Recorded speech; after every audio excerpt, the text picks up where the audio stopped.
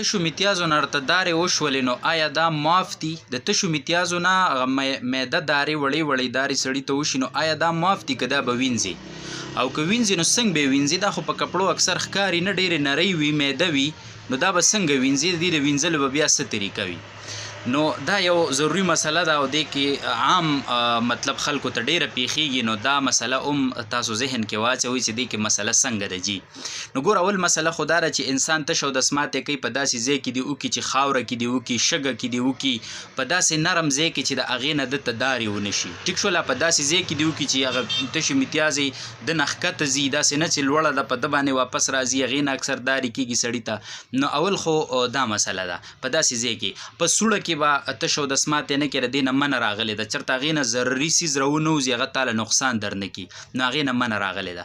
نو ته به اول تش او دسماتې په داسې نرم ځای کې وکړې. ټیک شوله؟ او که نه نرم ځای نه و یا و خو مطلب تا ته دارې وشوې نو ګوره کتابونو کې راځي چې داسې معده دارې لکه دا د ګنډلو ستن نه ده، د دې د دې سوکې په شان نری نری دارې که رؤوس الابر راځي.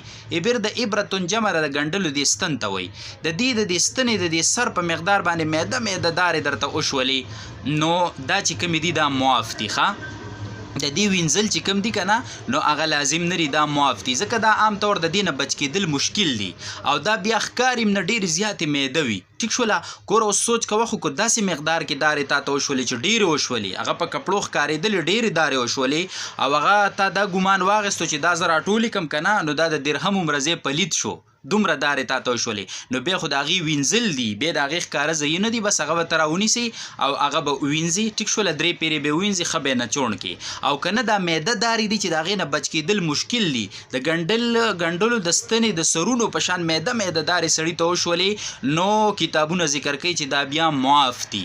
او که نه ډېرې غټې وي نو هغه بیا. او عام طور د تشو میتیازو نه او د دې د دارو نه ځان بچ کول دا ځکه راځي چې یاره مطلب شګه کې سړی تش او دسماتې وکړي، نرم ځای کې وکړي، داسې ځای کې چې د دې نه ځان بچ کړي. که په ګټر کې هم ته تش او دسماتې کې ګوره چې ته داسې اندازه کې ونه کړي چې تا ته دارې مکمل وشي نو ګوره دا ښه خبره نه ده. حدیث مبارک کې راځي چې تاسو د تش او دسماتې تشو میتیازو نه ځان وساتئ، یعنې په دې باندې تاسو ګنده نه شئ، ځکه عموما به عذاب قبر چې کوم دی هغه به د دې د وجې نه وي. او څنګه چې حدیث مبارک کې راځي چې په هغه 2 قبرونو باندې عذاب او نبی علیه السلام مبارک ویل چې د یو ته د عذاب د دې د وجې نه دی چې ده به د تشو میتیازو نه ځان نه ساتو. نو لحاظه دا خبره ډیره ضروري ده. دا مسله اکثر موږ نه خلک تپوس کوي چې یاره دا دارې سړي ته وشي نو دا څنګه دي. نو که دقه اندازه کې معده دارې وي او د هغې نه بچ کېدل واقعي ناممکن هم دي نو بیا دا معاف دي. او که نه تاسو ته مې ویل چې ډېره اندازه کې وشو ستا په ګمان کې د درهم اندازې ته رسېدي مطلب په کپړو ښکاري نو بیا به دا وینځل سوي لازم وي.